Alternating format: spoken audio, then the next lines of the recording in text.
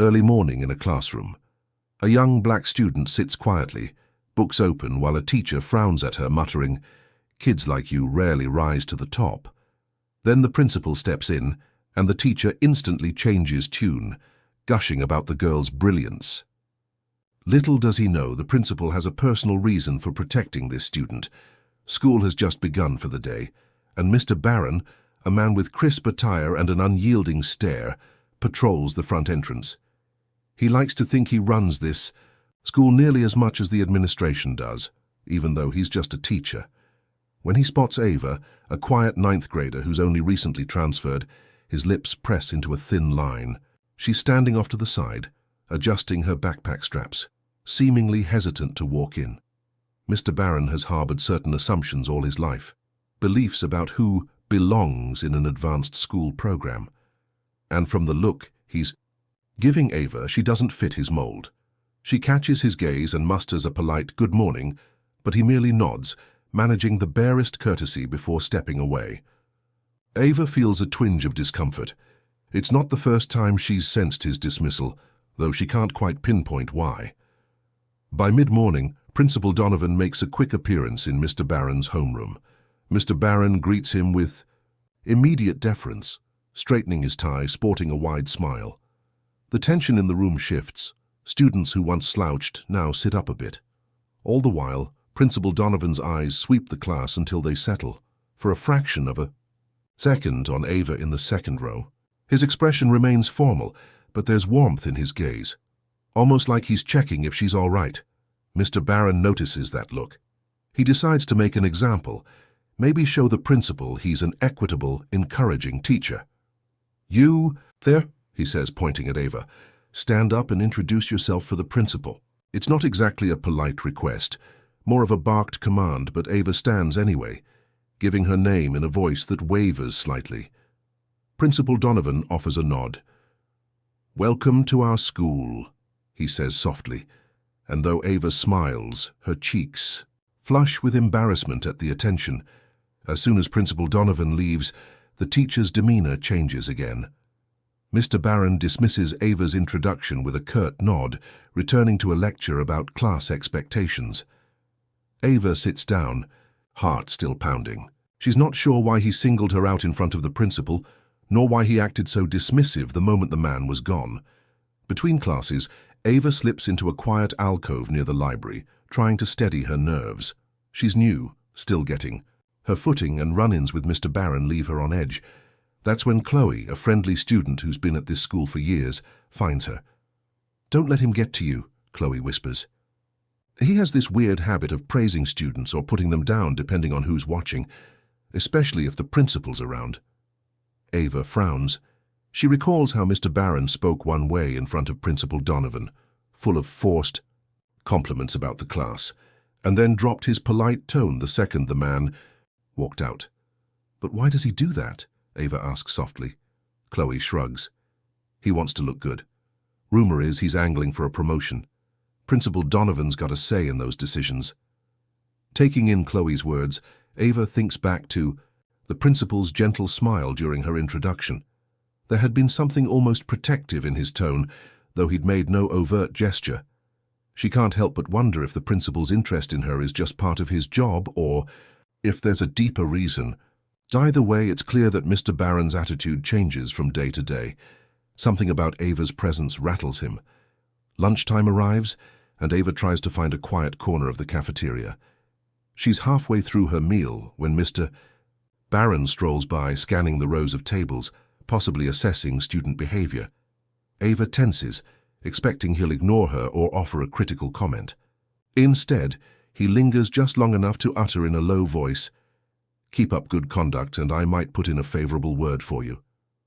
The words sound like a compliment, but his tone carries an edge, like he's only saying it to prove a point. Before Ava can respond, he strides off.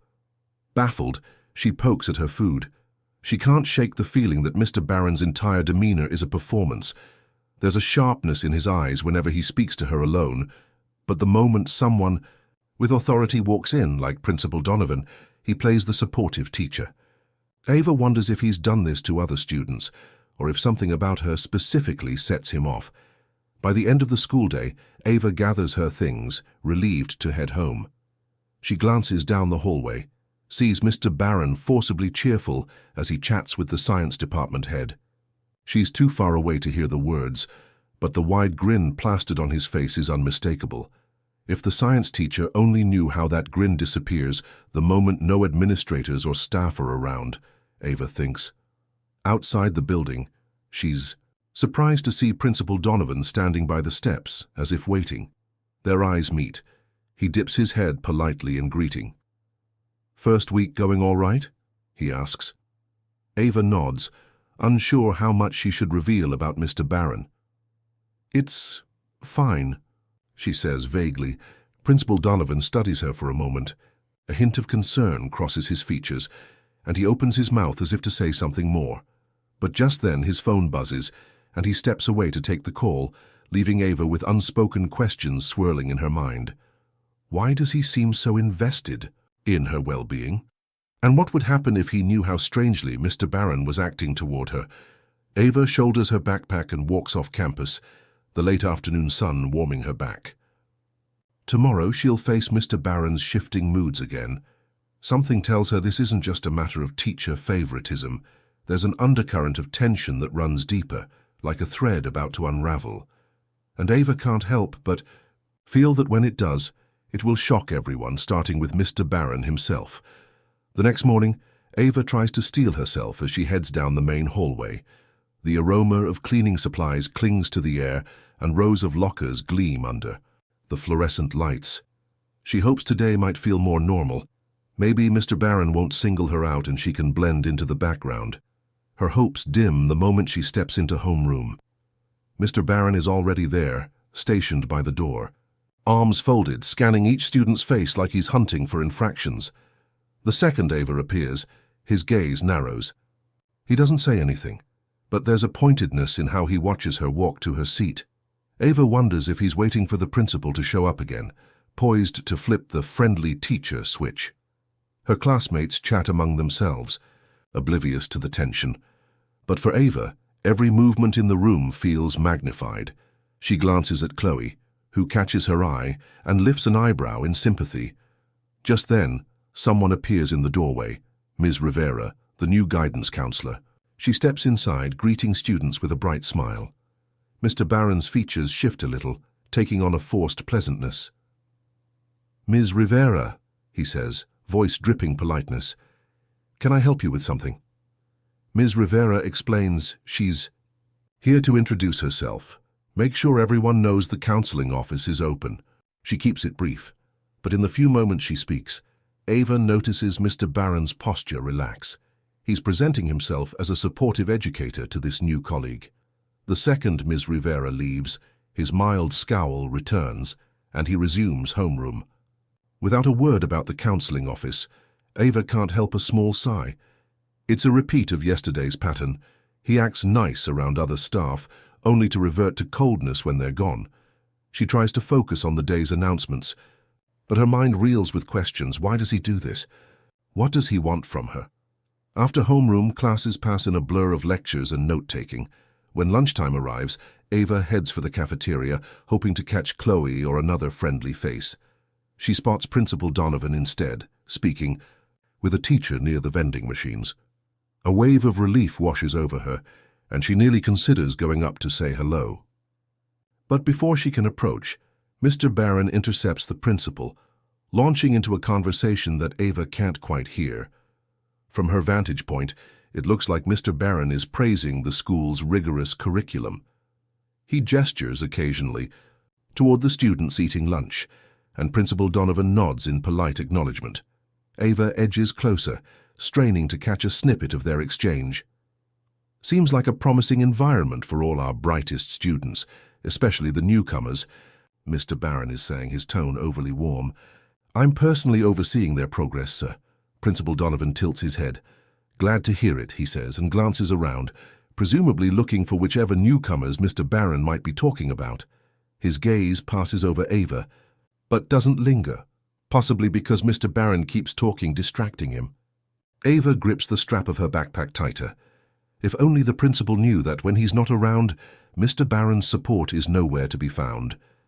She wonders if she should speak up, tell Principal Donovan how Mr. Barron has been acting. Yet, she hesitates, conscious of how it would look. A brand new student accusing a long-time teacher of two-faced behavior. Would anyone believe her? She moves on to find a table, deciding it's best to stay quiet for now. Once she sits, Chloe drops into the seat across from her. "You saw that, huh?" Chloe says, gesturing toward Mr. Barron and the principal. He always goes into this model teacher mode around the admins. Then, the second they're out of earshot, it's back to his usual self. Ava glances down at her lunch. "Does he do this to everyone, or just certain students?" she murmurs. Chloe's lips twist. "He has a habit of being extra critical, of kids he thinks aren't a good fit. His words, not mine. I've seen it before, but I've never understood why he flips so drastically when someone in authority might be watching." Before Ava can respond, a commotion draws their attention. Across the cafeteria, Mr. Barron is tapping his foot impatiently as two students walk by. He's barking at them to tuck in their shirts, to be mindful of the dress code. Nothing inherently wrong with that, but his tone is sharp, accusatory almost. Yet as soon as Principal Donovan walks into view, Mr. Barron's voice lowers, turning more congenial.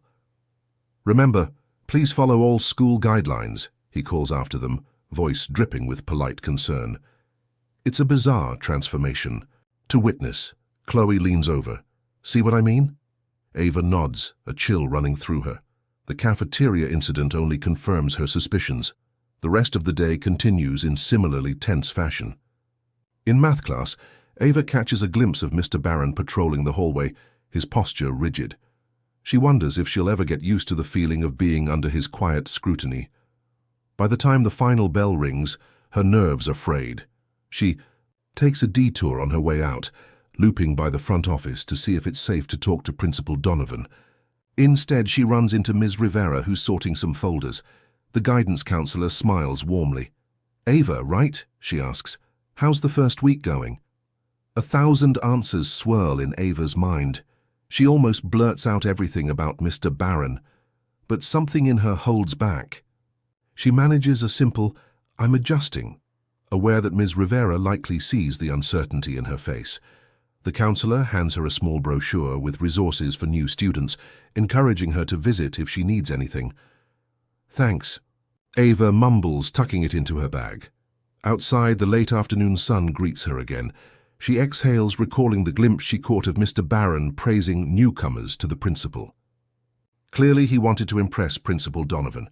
If only he knew. She reaches the bus stop, lost in thought. As she checks her phone, a text from her mom appears.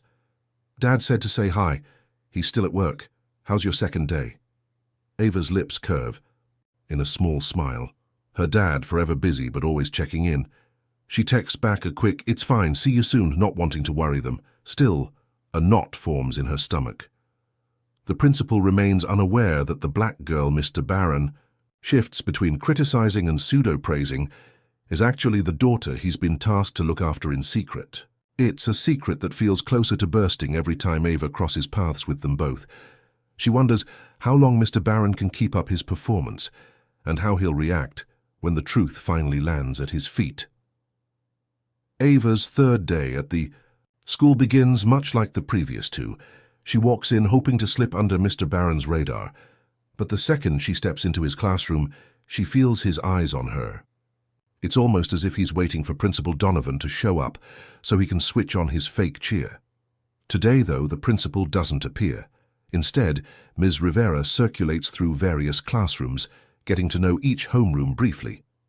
When she enters Mr. Barron's room, he goes through the usual forced courtesy, asking Ms. Rivera if she needs assistance, showcasing how orderly and attentive his students are.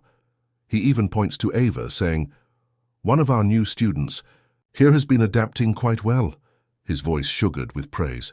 Ava's stomach churns at the sudden spotlight. "Nice to meet you again, Ava," Ms. Rivera says, smiling. "How's it going?" Ava mumbles something polite, feeling a wave of awkwardness. She can sense Mr. Barron's intense stare, as though he's silently urging her to confirm his false narrative of unwavering teacher support. Once Ms. Rivera leaves, Mr. Barron's demeanor shifts back. The kindly expression vanishes, replaced by a thin-lipped frown. Ava glances at the clock, counting the minutes until the next bell. Outside, she hears hallway chatter as students pass. But inside this room, the tension is thick enough to weigh her down. At last, the bell rings and students shuffle to their next classes. Ava quickly gathers her things, hoping to slip out unnoticed. Just as she steps into the corridor, she hears Mr. Barron call after her, "Ava, hold on." She freezes, her pulse quickening. He strides over, arms crossed. "When you're around, the principal or Ms. Rivera, you do well to mention that I've been helping you. We want them to see you're receiving all the guidance you need." His voice is low, meant only for her ears. She blinks, the words hitting her like a slap. He doesn't say he wants to actually help her, he just wants the appearance of it. Unsure how to respond, she musters a tight nod. "Yes, sir," she manages. He gives a curt huff like he expects no less, then turns away, heading back to his classroom. Ava stares after him, a roil of anger and confusion in her chest. Does he even realize how transparent he's being, or does he simply not care? The rest of the morning goes by in a fog. Ava can't concentrate. In math class, she accidentally jots down the wrong problem. In English, she daydreams through half of a reading passage. All she can think about is how she's effectively caught between Mr. Barron's two-faced act and the principal who might remain clueless forever. After third period, she spots Chloe at her locker, rummaging for a textbook. Ava takes a breath and decides to confide a bit more. "He pulled me aside," she says softly, "told me to talk him up in front of the principal, to fake a good student-teacher relationship." Chloe's face twists in dismay. "That's so messed up," she mutters. "But, well, it doesn't shock me." They walk together toward the cafeteria for lunch, and Chloe tells a quick story of how Mr. Barron once pretended to mentor another student who actually never got any real help from him, just so he could boast about the student's improvements to the department head. "That student eventually transferred out," Chloe sighs. "But before they left, they said Mr. Barron only ever changed his tone when the higher-ups were around." In the lunch line, Ava broods over Chloe's words. She pictures Principal Donovan, always calm, always giving off a vibe of genuine concern. What if Mr. Barron's been doing this for years, winning favor while secretly undermining the very students he claims to help? A knot forms in Ava's stomach. She picks up a tray, appetite waning. As they reach a table, Ms. Rivera happens to pass by, greeting students pleasantly. She stops when she sees Ava and Chloe, asking if everything is okay. Chloe shrugs, letting Ava decide how much to reveal. Ava hesitates. She thinks about Mr. Barron's warning. Finally, she settles on, "We're good, just talking about how new classes can be challenging." Ms. Rivera's gaze lingers on Ava, as though sensing more beneath the surface. But she doesn't press. She hands them a small flyer about a mentoring program the school runs. "If classes feel tough or you need advice, don't hesitate to swing by my office," she says gently. Ava thanks her, forcing a polite smile. As lunch progresses, Ava fights the urge to check for Mr. Barron's presence. She half expects him to stroll by, plaster on a grin, and compliment her study habits for show. But he doesn't appear at Sio. Least not now. Instead, the cafeteria hums with normal teenage chatter, upcoming tests, weekend plans, random gossip. By the time the final bell rings, Ava's head throbs from the stress. She steps out to catch the bus, scanning the front steps in case Principal Donovan might be around. She sees him just inside the lobby, talking animatedly with another staff member. A pang of longing runs through her. It would be so easy to walk up and spill everything. But would he believe her? And how could she explain that part of his staff treats her with disdain while praising her behind his back? She boards the bus, sinking into a seat. As the vehicle lurches away from campus, her phone buzzes. Another text from her mom. "Dad's in a meeting, but he said hi again. How's school?" Ava glances out the window at the receding school building. She types back, "Complicated, but I'm managing." She can't bring herself to mention Mr. Barron yet. After all, how could she even begin to explain that her dad, the principal who demands high standards of respect among teachers, unwittingly Has a staff member who's using her as a pawn in a twisted game of self-promotion. The tension gnaws at her. She wonders if she should just wait, see if Mr. Barron's charade collapses on its own. Part of her wishes the truth would erupt in front of everyone, so she wouldn't have to hide the fact that Principal Donovan is her father. Then again, she remembers Dad's request that she maintain her privacy and just be a normal student as long as possible. But normal is the last thing she feels right now. The next morning, Ava steels herself for another day. She has a knot in her stomach as she recalls Mr. Barron's thinly veiled order. Tell the staff how helpful I am. It's not only dishonest, it also puts all the responsibility on her to maintain his false image. She can't imagine a more unfair position.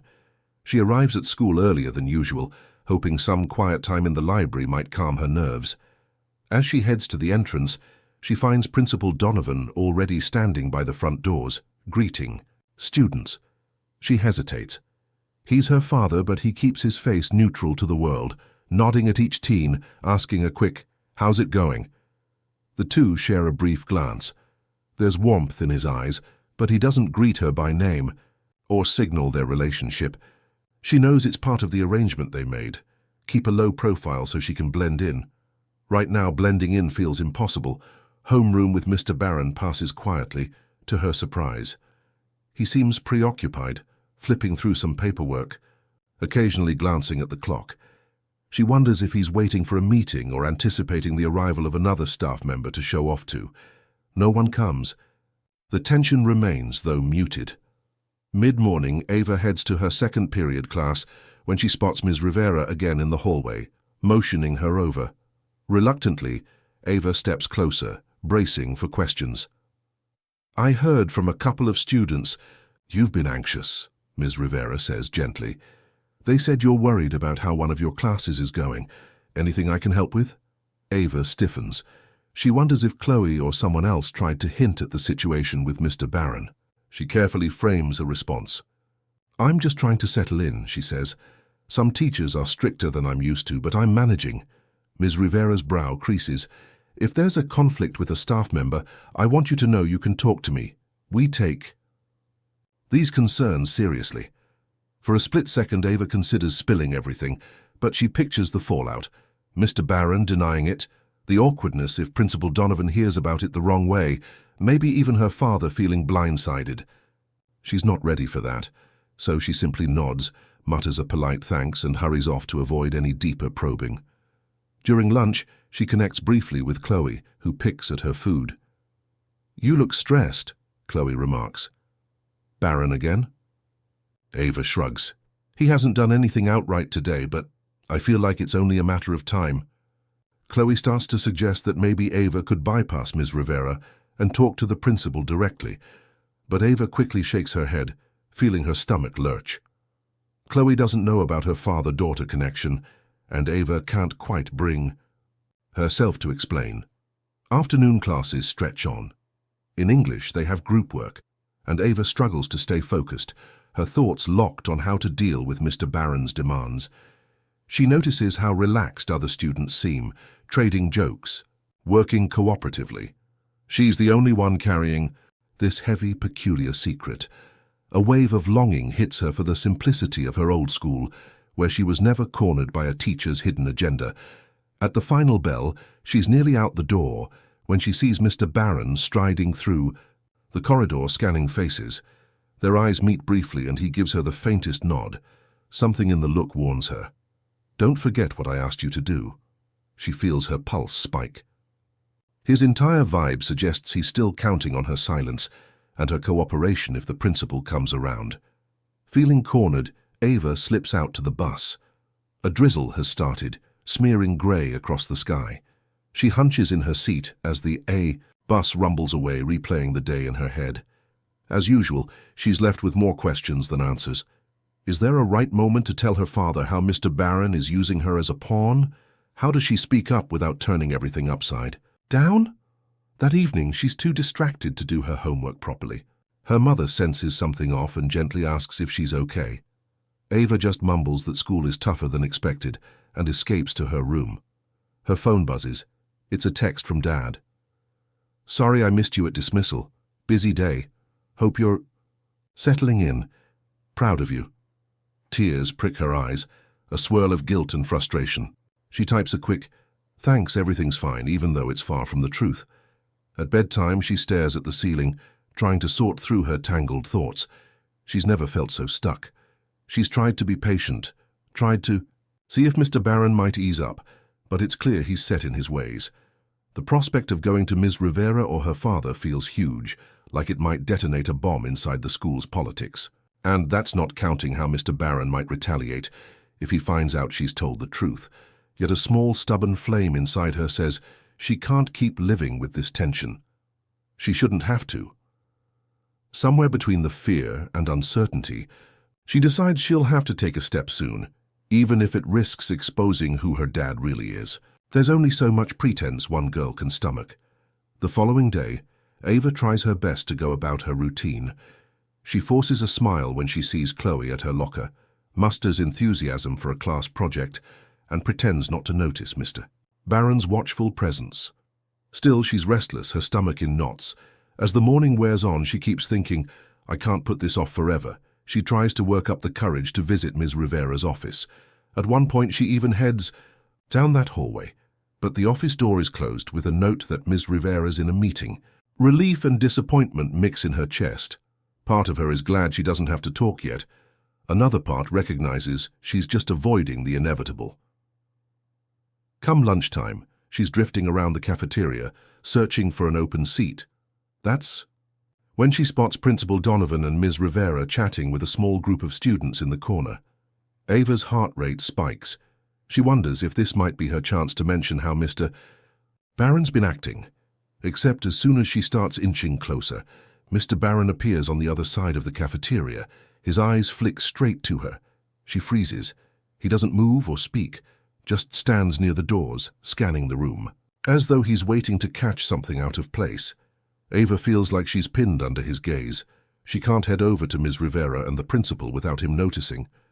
The mere thought of him confronting her later, demanding to know what she said, makes her palms sweat. Turning abruptly, she slips away, finding Chloe at a nearby table instead. Chloe notices her fluster. "What's wrong?" she asks quietly. Ava shrugs, slumping into the seat. "Nothing. Just a stressful day." Chloe eyes her but doesn't pry.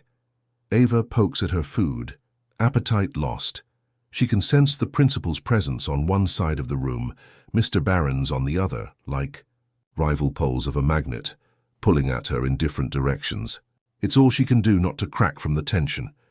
After lunch, classes pass in a blur. In math, Ava's teacher hands back graded quizzes. She barely notices the score. Her thoughts circle one question. How do I end this? She imagines telling her father the truth, that Mr. Barron is constantly changing face, pressuring her to lie about his behavior. Maybe Dad would confront him directly, or Ms. Rivera might call Mr. Barron into a meeting. Yet every scenario feels risky. Mr. Barron's reaction could be explosive. He could accuse Ava of making things up to protect herself, or claim she misunderstood his intentions. Finally, the last bell rings, and Ava decides she needs to at least try something. She peeks into Ms. Rivera's office. This time, the door is ajar. Heart pounding, she steps inside, but stops short when she sees Ms. Rivera is in the midst of a conversation with another student. Ms. Rivera holds up a hand, polite but firm, signaling Ava to wait a moment. Ava stands there, shifting uneasily, trying to ignore the knot in her chest. Moments later, a shadow appears behind her in the hallway. She turns. It's Mr. Barron, looking in. He takes in the scene. Ava in the counselor's office, Miss Rivera mid-conversation, and something flickers across his face. Ava's breath catches. She can almost see the gears turning in his head. What's Ava doing here? What might she say? Ms. Rivera notices him, nods in greeting. Mr. Barron, need something? He waves off the question with an overly casual laugh. No, just passing by. But his eyes lock on Ava, sending a silent warning. The tension is suffocating. Ava feels a surge of panic and blurts, "I'm just picking up a form, actually. I'll come back later." She turns on her heel and all but runs out of the office, brushing past Mr. Barron as calmly as she can. She can sense him behind her, like a hawk tracking its prey, but he doesn't call her name. Instead, he follows at a distance. Ava speeds up, weaving through the thinning crowd of students heading for the exit. She isn't sure where she's going, only that she needs to get away from him now. Her footsteps echo in the corridor. At the end of the hall, she rounds a corner and heads for a side stairwell. Only when she's halfway down the stairs does she stop to breathe, pressing her back against the cool cement wall. Her heart thunders. That was too close. One more minute in that office, and she might have told Ms. Rivera everything in front. Verve Mr. Barron. As much as she wants to expose him, she can't shake the dread of what he'd do next. Reaching the ground floor, she slips out a side exit. The late afternoon sun is bright, momentarily blinding her. She spots the bus idling across the lot, but she can't bring herself to board it yet. She feels caged by her secret, and by the knowledge that Mr. Barron is actively keeping tabs on her every move. At length, she trudges to the bus. Settling into a seat, she texts Chloe. Almost told Ms. Rivera, but chickened out. Barron showed up. I can't handle this. Her phone buzzes with Chloe's reply. You gotta do something. This isn't fair to you. Ava slumps against the window as the bus pulls away. She knows Chloe's right. But what? That night she's too rattled even for small talk at dinner. Her parents exchange looks. Her mother picks up on the tension, but Ava's father, Principal Donovan, just appears tired from a day's work. Ava imagines he's juggling 1,000 administrative tasks. If only he knew what was happening in Tuinger, his own school with one of his own teachers, and his own daughter. Before bed, Ava finally musters the courage to send her father a text. Dad, can we talk privately sometime soon? I'm having a rough adjustment, and there's something important we need to discuss. She stares at the message for a long moment before hitting send. Her stomach clenches, but a small sense of relief flutters in her chest. Whatever the fallout, she can't keep this up alone. If she's going to fight Mr. Barron's deception, she needs her dad's support, even if it means revealing who she really is to the last person who suspects it, Mr. Barron himself. That night, Ava lies awake, phone clutched in her hand, awaiting a response. Minutes crawl by, 10, 15, until finally a soft buzz catches her eye. Of course, her dad's text says, let's find some time tomorrow before school starts. Ava exhales in a shaky relief. At least now she has a plan. She'll explain everything to him in private. Whether or not he'll be shocked remains to be seen, but he'll know the truth. Morning arrives too soon. Ava's pulse rattles with anticipation as she and her dad leave the house separately. He heads out early to open up the school, while she takes her usual bus to keep up appearances. Stepping off at the school entrance, she spots him lingering in the main lobby, scanning for her. She slips through the doors, acutely aware of passing students. The hallway is busy, but her dad quietly gestures for her to follow him into a nearby conference room. Inside, the lights are off except for the dim glow from the hallway. Ava closes the door, heart pounding. Her father leans against a small table. You all right? He asks, voice low with concern. How you looked tense last night in your text. She steels herself. Dad, I've been having problems with a teacher. It feels strange using the word dad in this building, but no one's around to hear. She describes Mr. Barron's two-faced attitude, how he criticizes her or shows disdain when no one else is looking, but then lays on fake praise whenever an administrator or colleague is near. She explains how he cornered her in the hallway, telling her to lie about how helpful he's been. Principal Donovan's expression darkens with every sentence. He told you to. Give staff the impression he's mentoring you, he repeats, eyes flashing. That's unacceptable. Ava nods quickly. I didn't know how to bring it up. I was worried you wouldn't believe me or it would cause issues. He sets a firm hand on her shoulder. Ava, you're my daughter first. Whatever's happening, I take your words seriously. I just need to think about how to handle this. Barron's been here a while, but that doesn't give him the right to target students. Ava relaxes, a shaky gratitude coursing through her. Thanks. I'm so tired of him watching me, ready to switch faces. Her father grimaces, eyes flicking, to the door. I get you've been keeping our relationship private, but if it puts you at risk, I'm ending that secrecy now. Ava swallows, uncertain.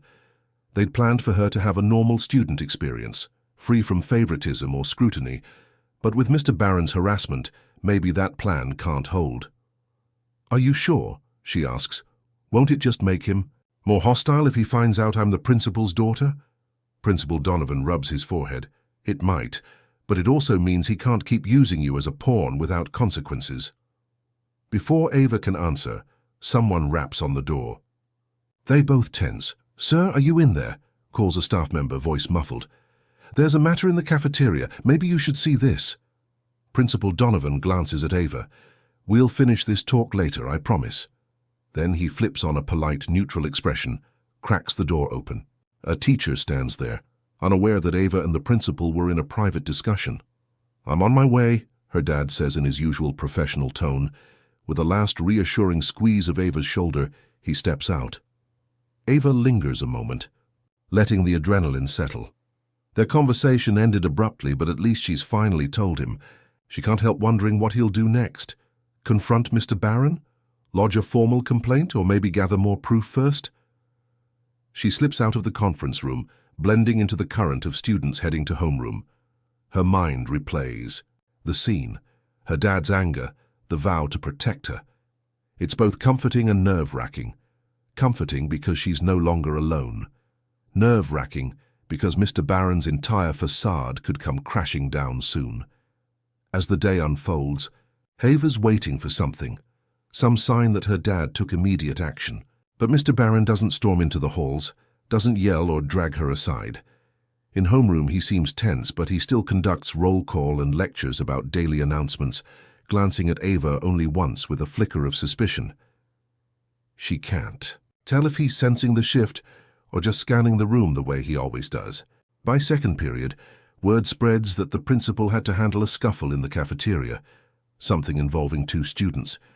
Ava figures that's why he hasn't pulled Mr. Barron into a meeting yet. Administration crises happen constantly, after all, so she bides her time, trying not to fidget in her seat.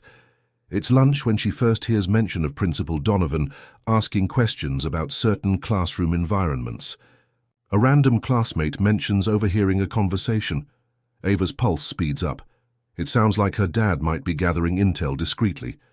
She ducks her head, pushing her tray along the line, half expecting Mr. Barron to appear over her shoulder. But lunch passes quietly. No big confrontation. Chloe does mention that Ms. Rivera seemed on edge, like she expects something to drop. The tension in the air is palpable, like a storm that's about to break, but hasn't yet. Eventually, last period arrives. The day's nearly done, and Ava's nerves feel raw. If Dad didn't confront Mr. Barron today, it might happen tomorrow or next week. She's not sure how long she can handle waiting for the hammer to fall. Stepping into the hallway to pack her things, she catches a glimpse of Mr. Barron speaking to a group of teachers, all nodding politely as he spouts something about improving academic performance. A pang of anger hits her. That's the same voice he uses to praise her in front of staff. All an act. She slips away before he notices, heading outside. On the front steps, she spots her dad in earnest conversation with Ms. Rivera. They don't see her yet, so she lingers. Principal Donovan's face is serious. Ms. Rivera gestures with concern. Ava's gut tells her they might be talking about her or about Mr. Barron. She debates whether to approach, but in the end decides not to interrupt. She'll see what unfolds. Boarding the bus, she half hopes her dad will message her with an update. None arrives. All she can do is ride home in uncertainty. But at least she's no longer suffering in total silence. She's taken the first step toward exposing Mr. Barron's manipulation. And from the look of things, Principal Donovan is already in motion, planning exactly how to deal with a teacher who thought he could treat his daughter like a pawn, never realizing the girl he's been patronizing is the principal's own child. That evening, Ava's dad doesn't come home until late. She hears him talking in low tones with her mom in the kitchen, the murmur of their voices a background hum as she finishes up homework. Her heart thumps, wondering if he's telling her, Mom, everything that happened, or if he's waiting for a more concrete resolution before bringing it up. She debates creeping downstairs to eavesdrop, but decides against it. Instead, she stays in her room, restless. By morning, Ava half expects a dramatic showdown at school. Maybe Mr. Barron will have been called in for a meeting, or the administration might drop a notice in each homeroom. But the day begins unremarkably, with chatter in the halls about yesterday's cafeteria fight and a new round of flyers for extracurricular clubs. No sign of any large-scale confrontation. Still, Ava's father texted her earlier. "Dad," Principal Donovan, "we'll talk soon, making inquiries, don't worry." She replays that promise in her head as she crosses the courtyard, heading to homeroom. A knot of anxiety twists in her stomach. In class, Mr. Barron stands by the door, wearing his usual disapproving stare. He shifts the moment he spots Ms. Rivera strolling down the hall, flipping on a wooden smile that never quite meets his eyes. Ava feels heat rush to her cheeks. He's at it again, playing up a false persona for the staff. "Good morning," Ms. Rivera greets, poking her head into the room. Mr. Barron responds with exaggerated warmth. "Ah, Ms. Rivera, always a pleasure. I was just telling my students how important it is to seek guidance if they feel overwhelmed." Ava's shoulders tense at the blatant lie. He never said anything of the sort. But Ms. Rivera, not aware of the truth, just smiles, nodding at the group. When Ms. Rivera moves on, Mr. Barron's face sours, and he scans the room for any sign of disruption. Ava keeps her gaze low, not wanting to catch his eye. Behind her, she hears a quiet snicker, possibly someone else noticing how fast he switched modes. But Mr. Barron calls the class to attention and runs through announcements, ignoring any undercurrent of laughter. After homeroom, Ava slips into the corridor, heading to her next class. She's nearly at the stairs when Mr. Barron's voice stops. Her cold, "Ava," a word. She turns, pulse skipping. He waits until the hall clears a bit, then steps closer. "You haven't told Ms. Rivera or the principal anything unnecessary, have you?" he asks in a low tone. There's an edge to his words, like he's testing her. Ava's heart pounds. She forces her voice not to tremble. "I haven't said anything about you," she replies, which isn't a complete lie. She spoke to her dad privately, not in an official capacity. But Mr. Barron seems satisfied, or at least not overtly suspicious. "Good," he says, adjusting his tie. "Because if there are misunderstandings, we'd need to clear them up. I'm sure you wouldn't want negative rumors flying around, right? The threat is implicit." Ava stiffens, giving a tight nod. Her anger flares, but she chokes it down, turning away before he can read her expression.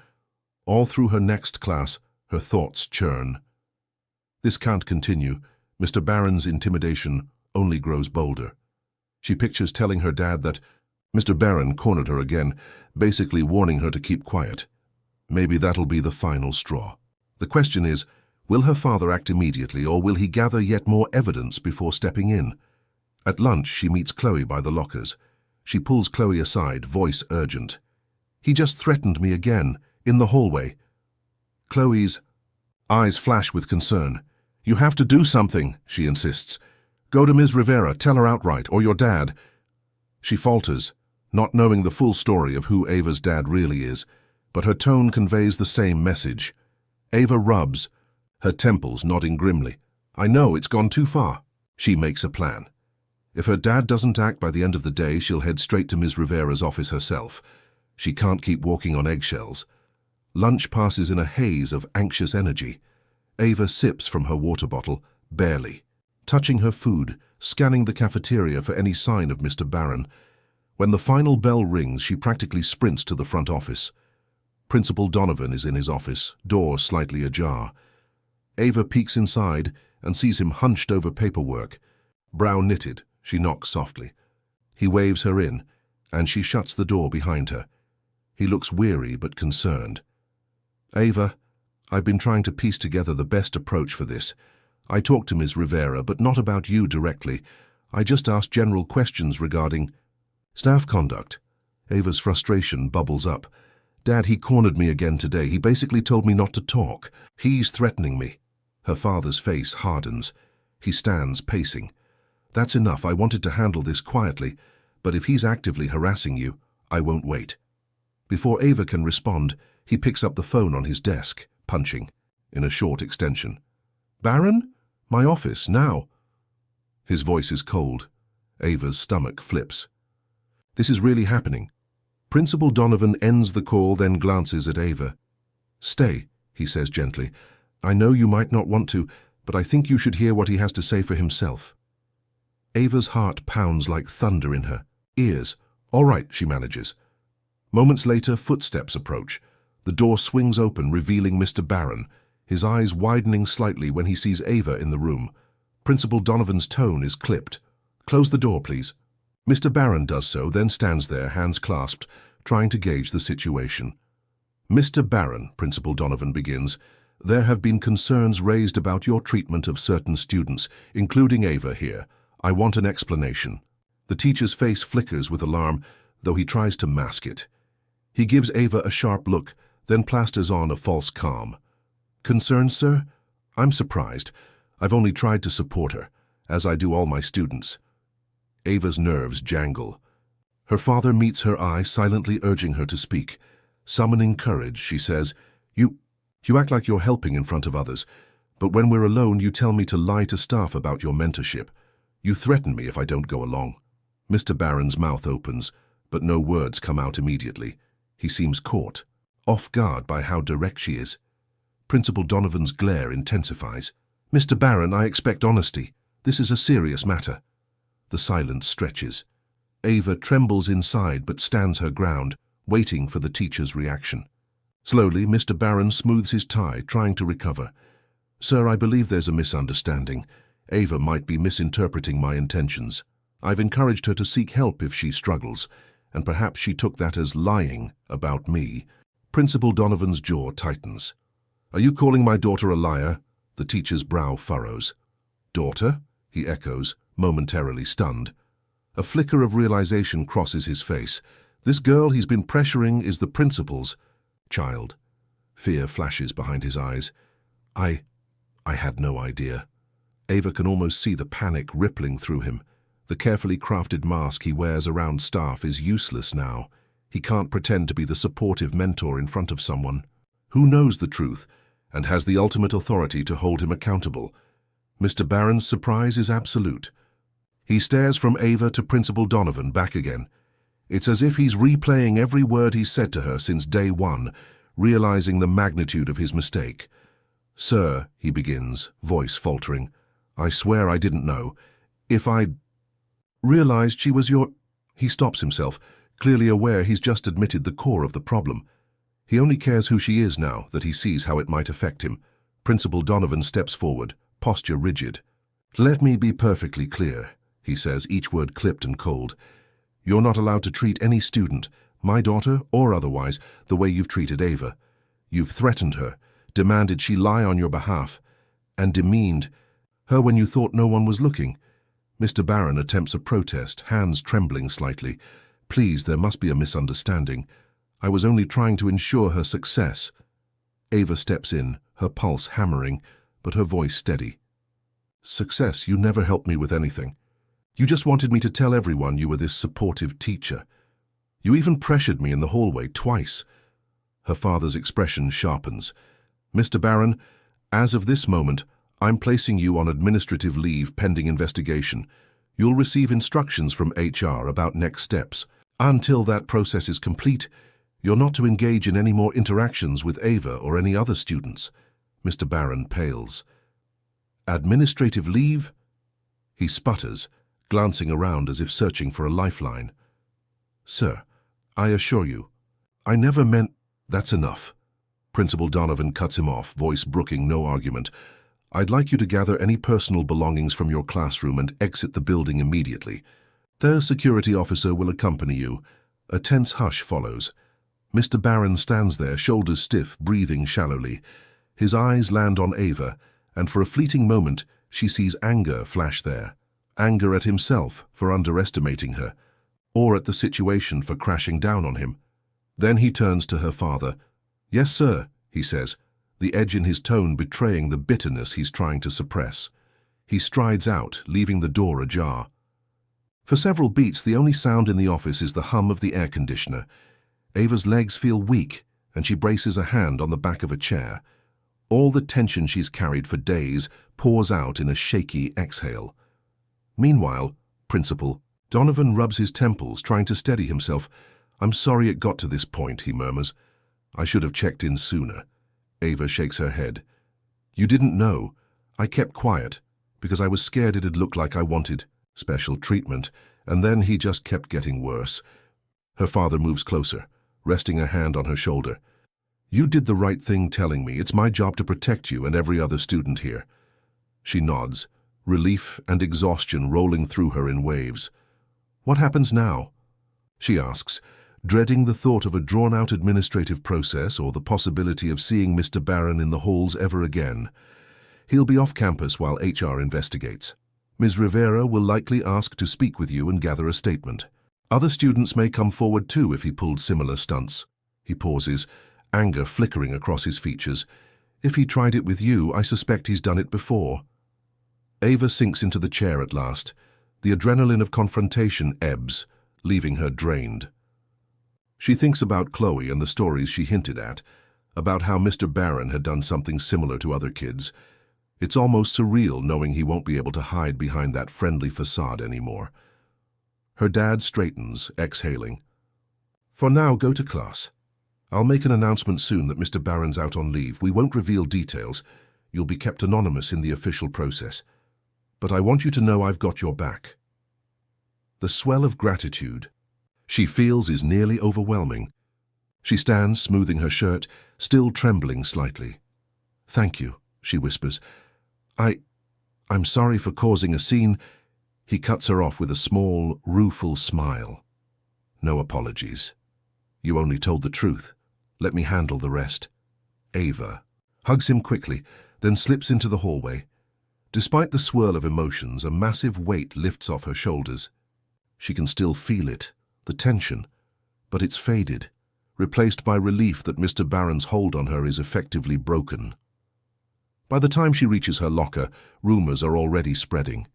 Whispers about Mr. Barron being escorted out of the building. Some say it's for harassing a student, others guess it's fraud or unprofessional behavior. Ava catches Chloe's eye in the crowd. The moment they lock gazes, Chloe rushes over. Is it true they sent him home because of you? Ava nods, voice low. He confronted me in the principal's office. He didn't know She trails off, motioning at the ring on her father's keychain, the subtle details that hinted at their relationship. Anyway, he's gone. Chloe's jaw drops. That's wild. And honestly, good. About time someone put him in his place. Word travels fast, and by mid-afternoon, Ms. Rivera calls Ava in for a brief conversation, gently assuring her it's okay to share any details. She'd prefer to keep private. Ava confirms what happened without diving too deeply into the father-daughter aspect. Ms. Rivera smiles kindly. You've been brave. I'm glad you spoke up. The day ends on a surreal note. Ava heads outside, scanning the front steps where she used to see Mr. Barron barking orders or politicking with other teachers. No sign of him, of course. She notices her father talking to a security staff member in the lobby, but they only exchange a quick nod of understanding. She boards her bus with lightness in her stride. Once home, she flops on her bed, closing her eyes. For the first time since she enrolled, she doesn't dread tomorrow. She feels free. A text from Dad pings her phone. I'm proud of you, kiddo. We'll handle the follow-up together. Love you. She smiles, tears pricking her eyes. In that quiet moment, she realizes it's over. Mr. Barron's racism, his manipulation, his shameless attempt to use her for his own gain, exposed in the harshest spotlight possible. He thought she was just another powerless student he could bully or impress at will. Little did he know, she had the principal on her side, and even more importantly, her own courage to speak out. No matter what consequences Mr. Barron faces next, Ava knows she's finally free of his two-faced tactics. She's proven to herself and everyone else that she won't be silent under abuse, principal's daughter or not. Ava wakes the following day with a sense of calm, unlike anything she's felt since arriving at this school. There's no dread, twisting in her stomach about facing Mr. Barron. He's gone, at least for now. As she steps off the bus, she notices clusters of students whispering. She picks up snatches of conversation. Barron's on leave. He left in a hurry. Something about a complaint. Many theories float around, and some are wildly off base. One student claims Mr. Barron was fired for stealing equipment. Another insists he's just out sick. For Ava, it's odd to pass the spot where Mr. Barron usually stood, barking dress code orders. Now the hallway feels lighter, as if a weight's been lifted. She doesn't relish that people are gossiping, but knowing he can't hound her anymore is a relief. Chloe finds her at her locker, eyes bright with curiosity. "So, any official update from your dad? I mean, the principal?" she corrects, herself hastily, realizing she nearly slipped. Ava just shrugs, mindful of their unspoken agreement not to broadcast the principal-daughter relationship. "Not much. He just said an investigation is underway." Chloe nods, leaning in. "I heard." Ms. Rivera's collecting statements. One or two students said Mr. Barron belittled them too, especially if they were, a minority or from certain neighborhoods. It's all coming out now. Ava's heart squeezes. She suspected Mr. Barron's comments had a racist undertone, but hearing that more students experienced similar treatment makes it all the more real. In homeroom, a substitute teacher sits behind Mr. Barron's desk, a middle-aged woman named Ms. Evers. She greets everyone politely, scanning a seating chart. It's a vast difference from Mr. Barron's usual stiff presence. Ms. Evers explains that she'll be here for the foreseeable future. Though she doesn't say why, the hush that follows suggests most students know the reason. Ava slides into her seat, feeling a mix of relief and uncertainty. Now that Mr. Barron's gone, her daily life should improve. But there's still the question of how the official investigation will play out. She can't help thinking about all the other students he might have harmed or pressured. Morning announcements come and go. There's no public mention of Mr. Barron's absence beyond substitute coverage. During lunch, Ms. Rivera stops by Ava's table, greeting her with a gentle nod.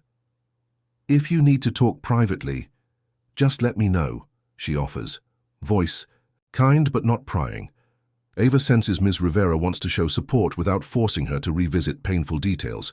She's grateful for that subtle approach. Later, in math class, Ava finds her mind drifting to thoughts of how quickly everything changed. A week ago, she felt trapped, struggling to hide the stress. Now, with Mr. Barron gone, she's freer to focus on her work. She even contributes a few answers during class discussions, something she rarely dared to do before, for fear he'd overhear or belittle her. As the final bell rings, Ava heads toward the front office, recalling her dad's text from earlier. "In the day. Swing by after last period, we'll chat." She's curious to hear if there are updates on Mr. Barron's case. Passing by the cafeteria, she notices a few students pointing at her, but she steels herself. Gossip is inevitable. At least she's not weighed down by silence anymore.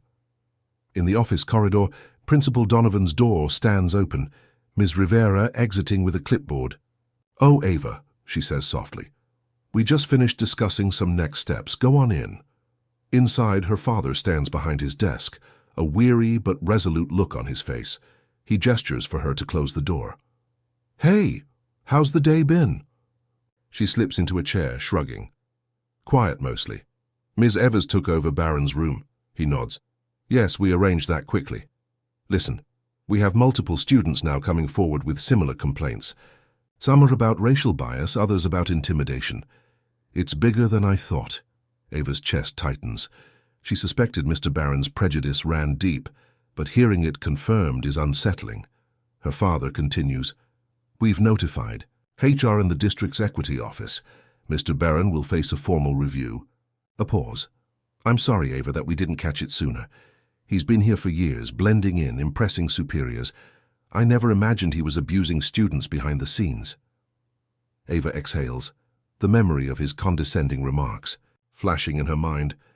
"I think he just saw certain kids as easy targets, and he never thought we'd speak up." Principal Donovan's face darkens. "He was wrong. I'm relieved you came to me. Now, about your identity. Some folks know you're my daughter. Anyone who was in the office might have figured it out, but we haven't made an official announcement." "How do you want to handle it?" Ava considers. She no longer dreads people learning who she is. She'd been afraid of special treatment or suspicion, but after this ordeal, she's not as worried. "It's fine if it comes out. I just don't want it to be a big deal, you know." He smiles, relief in his eyes. I understand. We won't broadcast it, but we won't hide it either. They talk a while longer, strategizing how to handle any fallout. He assures her that Ms. Rivera is available for support, and that any student who faced discrimination can come forward safely. Ava realizes how determined her father is to root out the problem. It's not just about punishing Mr. Barron. It's about ensuring no one else suffers from the same tactics. Leaving the office, she feels a different sense of belonging than before. Students in the hallway give her polite nods or curious stares, but she walks with her head high. She's no longer bearing a secret that eats away at her. Now she's just Ava, a new student who happens to be the principal's daughter, who also dared to speak up when a teacher crossed the line. At the bus stop, Chloe bounds up, eyes wide. Heard they're investigating Barron for real. And you're connected somehow, right? People are saying you sparked it. Are you okay? Ava smiles. Yeah, better than ever. It's a relief, honestly. She can't share every detail, but her friend's support is enough. Chloe's face relaxes into a grin. Thank goodness. That man was so fake. He had it coming. The bus ride home feels lighter, each bump of the road less jarring than it used to be. As Ava gazes out the window, her mind drifts to the future. She imagines a school day where she isn't constantly looking over her shoulder or worrying about teacher theatrics. A day where, if she needs help, she can ask for it without fear. That night, she settles in to do her homework, a soft hum of contentment in her chest. She may still be adjusting to a new school, but the biggest shadow is gone. Mr. Barron's absence is proof that injustice can be challenged, and that standing up for herself, even when it's hard, was the right thing to do. In the days that follow, Ava settles into a routine that finally feels normal. Morning homeroom is quieter under Ms. Evers, who sets a calm, respectful tone. She invites students to ask questions if they're struggling, and there's no trace of the stern inspection that once defined Mr. Barron's approach. A few students still swap rumors about where he went. Some even claim he took a sudden vacation. But Ava notices that most people seem relieved by his absence. Her own father, Principal Donovan, remains busy with the administrative aftermath. Ava sees him occasionally in passing. He'll give her a subtle nod, or she'll overhear staff mentioning a meeting he's called to address certain disciplinary matters. Some students guess it's about Mr. Barron, but no one outside the office knows the full story. Ava's content to leave it that way. Her part is done. During lunch one day, Ms. Rivera sits down at Ava's table, a small stack of flyers in her hands. We're launching a new inclusivity workshop, she announces, handing out the papers to Ava and a couple of curious onlookers. It'll be a safe space to discuss bias, bullying, and any issues that might come up between students and staff. She glances meaningfully at Ava, who nods in agreement. With Mr. Barron's situation as a backdrop, it feels like a timely initiative. Ava notices Chloe squinting at the flyer. These sessions talk about how to report harassment, right? Chloe asks. Ms. Rivera smiles. Yes, and how to handle it, support each other, and push for changes where needed.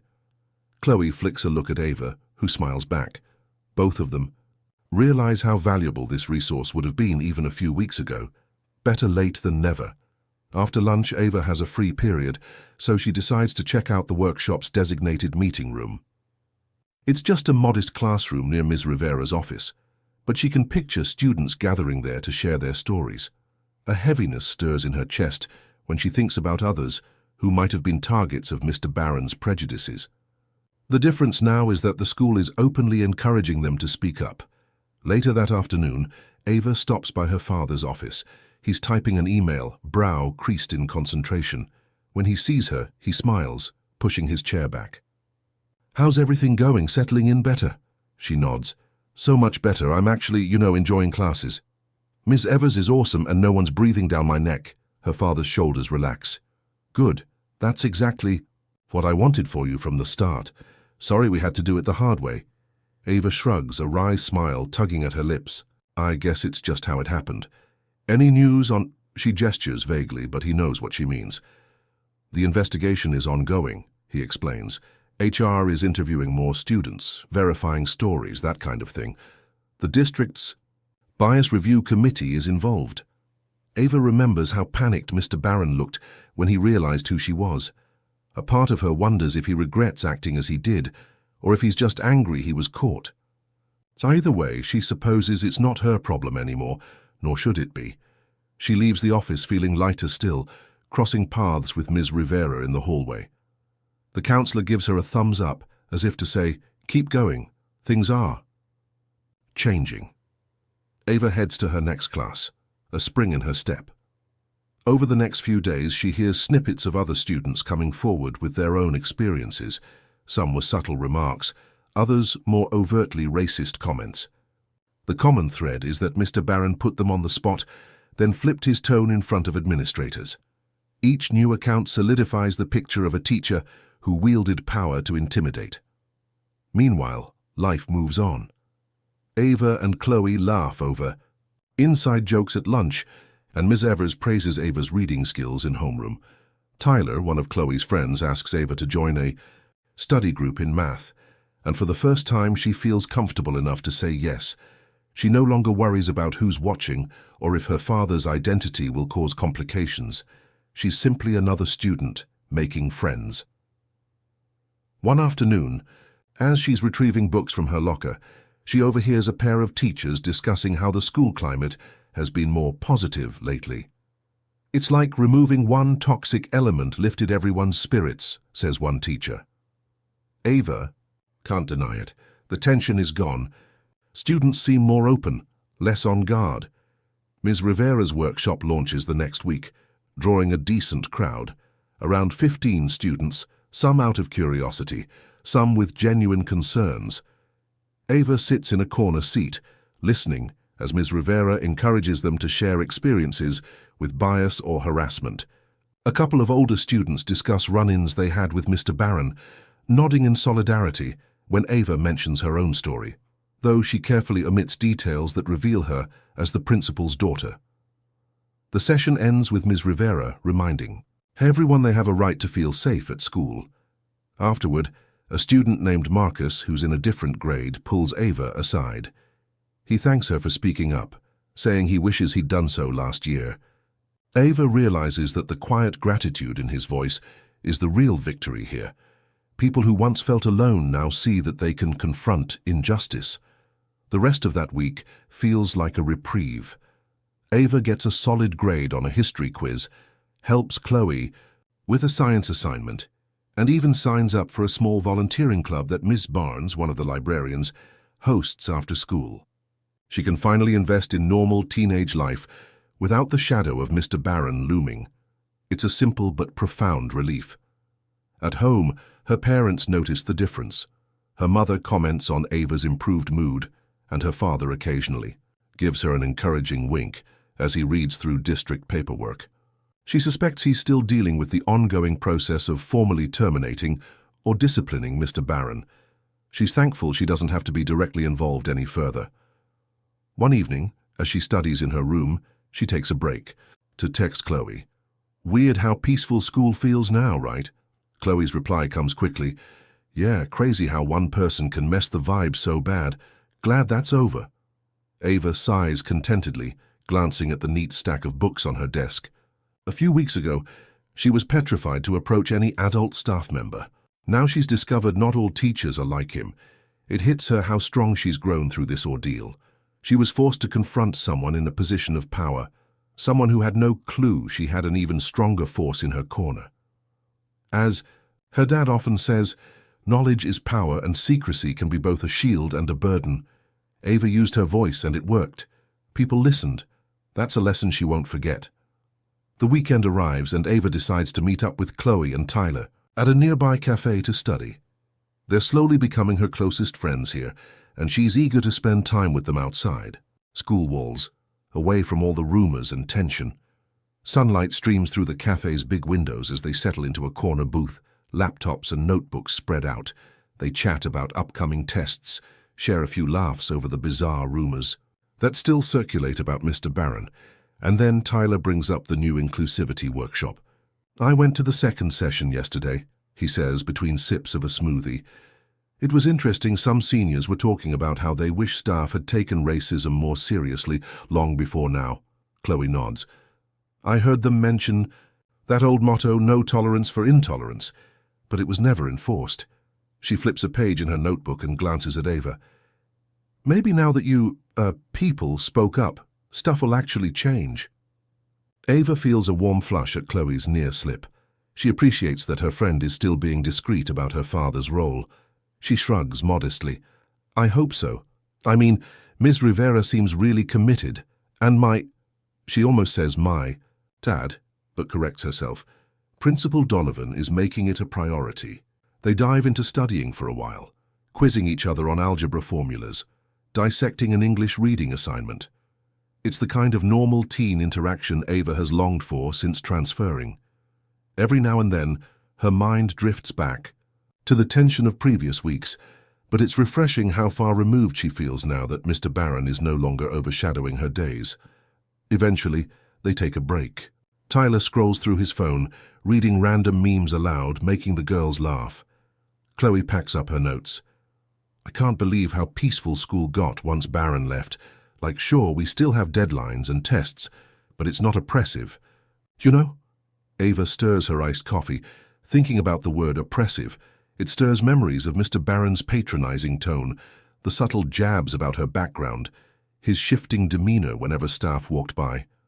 I guess it really was oppressive, she muses. He had a way of making people feel unwelcome. Tyler sets his phone aside. Listen, I'm not trying to pry, but do you think he's coming back at all? Some teachers go on leave and reappear like nothing happened. His tone is cautious. He doesn't want to upset her, but the question hangs in the air. Ava, honestly, isn't sure.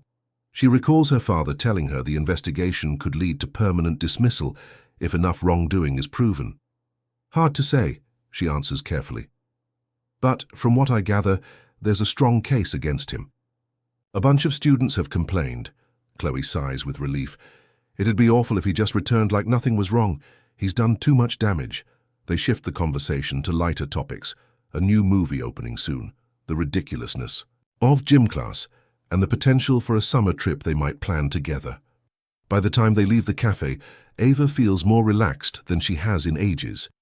She never thought she'd find such genuine friends so quickly, especially after all the stress. That night at home, she helps her mom with dinner, chopping vegetables while the news plays in the background. Her father steps in from the garage, looking tired but content. He smiles at Ava, and for once there's no hidden worry behind his eyes. How was the study session? He asks casually.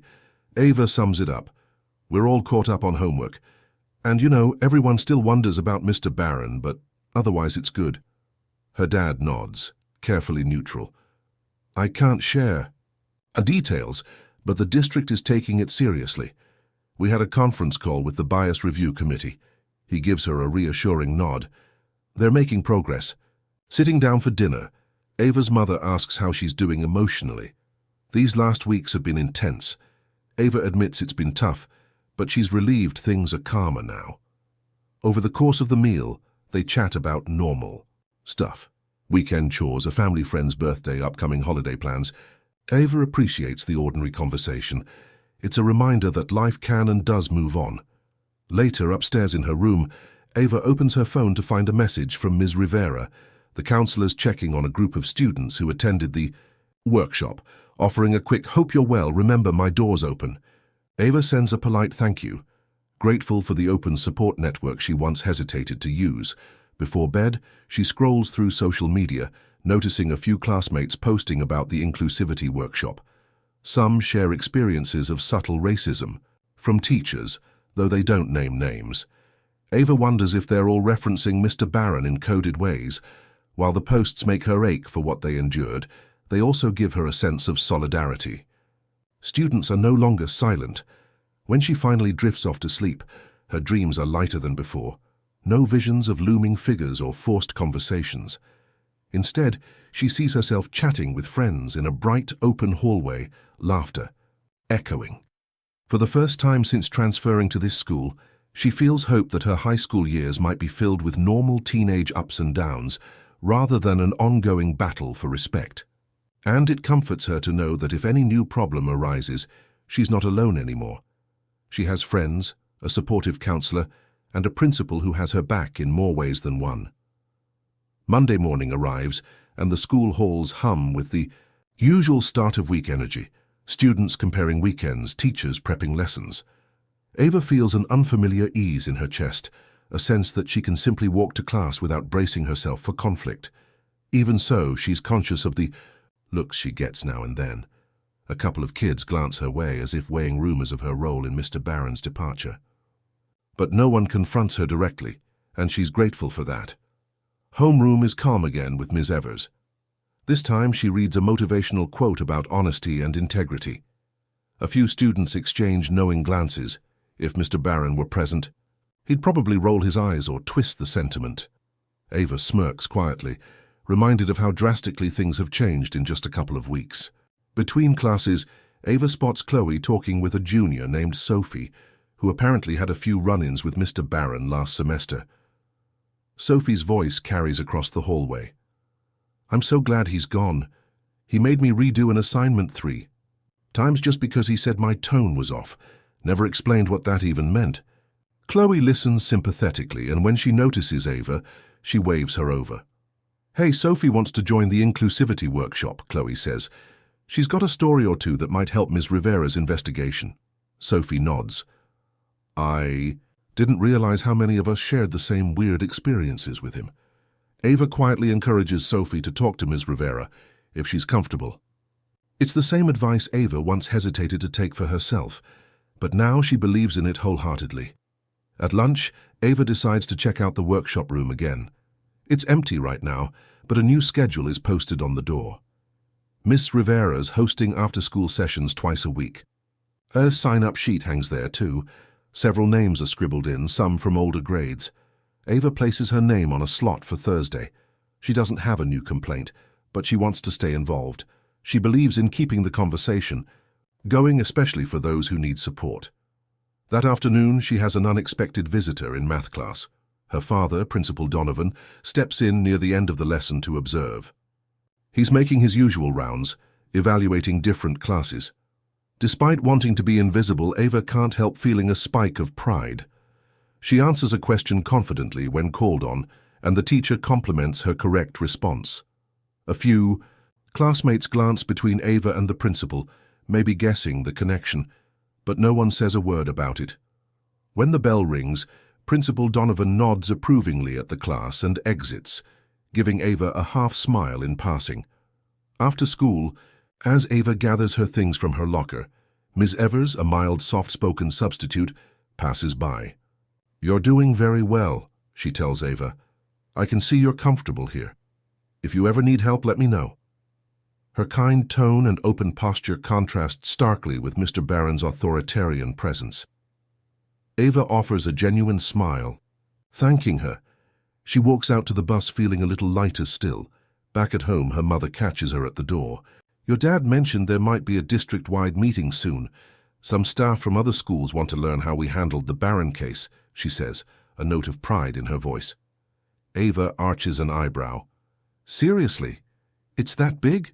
She knew it was a formal investigation, but hearing about other schools showing interest drives home the ripple effect. "He said you were brave," her mom adds gently, "that you might have helped prevent future issues for a lot of students." Ava blushes. She still isn't used to being praised for something that felt so terrifying at the time. She flashes back to the moment Mr. Barron realized she was the principal's daughter, the shock on his face, the sudden shift from smug to panicked. It's surreal how far she's come since that standoff in the office. She spends the evening catching up on homework, texting Chloe about the new workshop schedule, and scrolling through a couple of social media posts about Barron's rumored exit. A senior claims she saw him once storm out on a student for past talking back. Another states her friend overheard him make a disparaging remark about certain neighborhoods. The more Ava reads, the more she grasps just how widespread his behavior was. It's both sobering and empowering, knowing it's finally out in the open. Before bed, she texts her father good night, thanking him for stopping by her math class. His reply is simple: "Proud of you. Sleep well. We'll talk more tomorrow.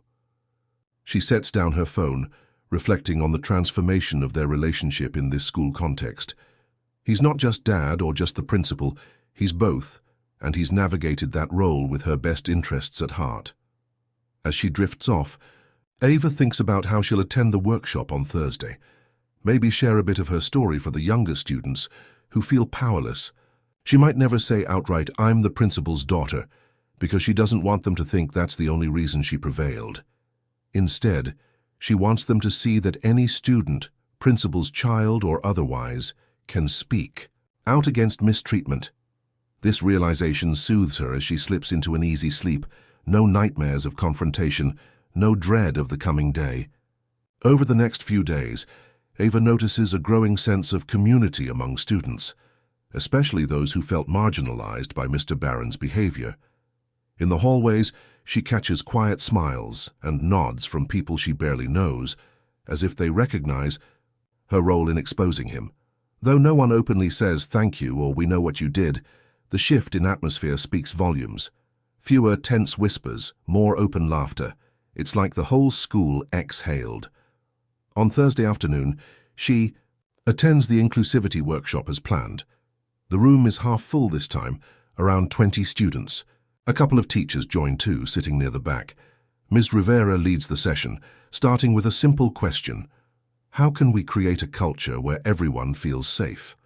People chime in with ideas about peer support and teacher accountability. Near the end, Ms. Rivera mentions how staff can get stuck in performative allyship, pretending to care about equity only when it looks good. A ripple of understanding passes through the group. Some older students exchange glances, clearly thinking about Mr. Barron. Ava remains silent but resolute. This is exactly what needs to be discussed. Real support, not showy praise for certain students when someone important is watching. Afterward, a sophomore named Kiana approaches Ava looking nervous. "Hey, I'm not sure if you remember me," she begins quietly. "But last month Mr. Barron made this weird comment about my braids in class." Her cheeks flush. "He said they weren't professional. I wanted to report it but didn't." "Think anyone would believe me?" Ava offers a sympathetic nod. "I believe you. If you're comfortable telling Ms. Rivera, it'd help build the case that his behavior wasn't an isolated thing." Kiana exhales, relief flickering across her face. "Yeah, I'll do it. I just needed someone to say it's not too late." Ava smiles softly. Never too late. They part ways, and Ava thinks again about how many times Mr. Barron's prejudices must have slipped under the radar. It's a painful realization, but each new story that surfaces brings more evidence, and more healing for those who felt singled out. For Ava, it affirms that speaking up was necessary, even if it was nerve-wracking. When she arrives home that evening, her father calls her into the living room. He's sitting on the couch with a thick folder in his lap. "Hey," he says, patting the cushion next to him. "Wanted to keep you in the loop. The district's official review board is meeting next week about Mr. Barron." He flips open the folder to reveal statements from multiple students, dozens of pages. Ava skims a few lines, seeing references to microaggressions, intimidation, outright racist remarks. Her stomach twists, imagining how many kids suffered in silence. "They'll decide whether to terminate him fully," Principal Donovan explains, voice grim. "From what I'm seeing, it's likely. He's been employing these tactics for a long time, but the board will have the final word." Ava swallows. "And you'll be there?" He nods. "Yes, as both principal and, well, a parent of someone he harassed, but mostly I'm presenting the administrative perspective." Her mother, listening from the kitchen doorway, chimes in. "Are you okay with that, Ava? It might feel intense hearing all the details." Ava exhales, realizing she's no longer scared. "I think I'm okay," she says. "I'm just relieved it's going to be out in the open. No more secrets." Her father looks relieved as well. He closes the folder. "Whatever happens, you've done more than enough. If you'd rather not read all these statements, you don't have to." She's grateful for the offer. Part of her is curious, but she's also wary of diving into every ugly detail of Mr. Barron's record. She's done her part by coming forward. That night, lying in bed, she stares at the ceiling, considering the future. Soon there might be a definitive conclusion.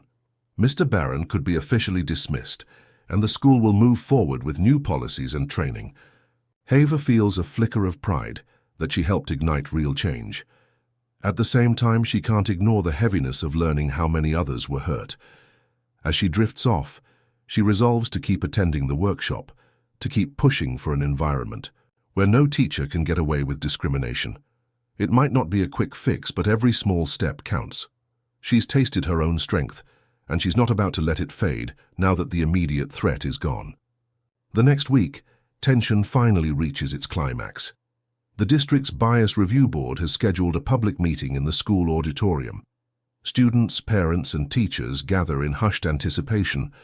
On stage, a panel of administrators, including Principal Donovan, a representative from the district's equity office, and Ms. Rivera, sit behind a long table.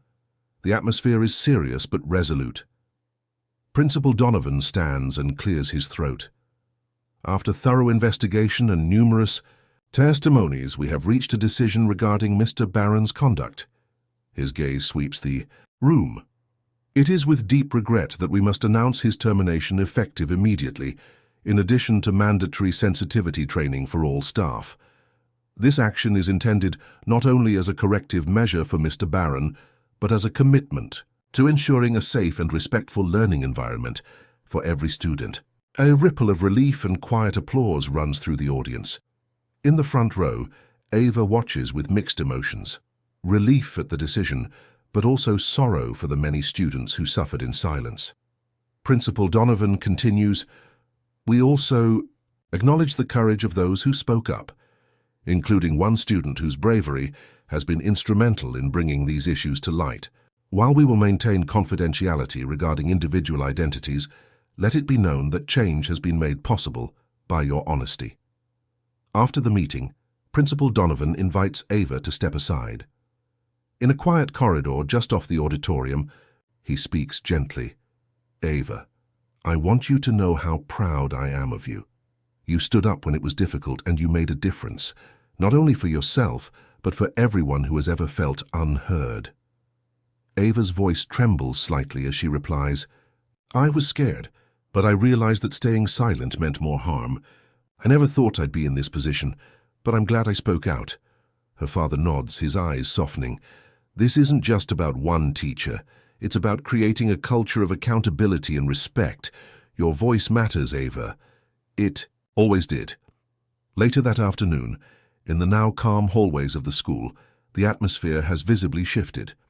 Ms. Rivera is hosting an informal circle in a sunlit corner of the library. A diverse group of students sits together, sharing stories and discussing ways to move forward. Ava joins in, and one by one, students reveal how they too had been affected by subtle slights and overt intimidation. There is mutual support, and they promise to advocate for ongoing change. One student, Marcus, says softly, "I never thought anyone would take our complaints seriously. Today I feel like we've all finally been seen." Ava smiles, adding, "I'm glad we can stand together now. This school should be a place where we're all respected." That evening at home, the atmosphere is warm and filled with cautious optimism. Her mother prepares dinner while her father reviews the district's next steps with a colleague on the phone. Later, sitting together in the living room, Ava and her family share a quiet meal. Her mother reaches over, squeezing Ava's hand.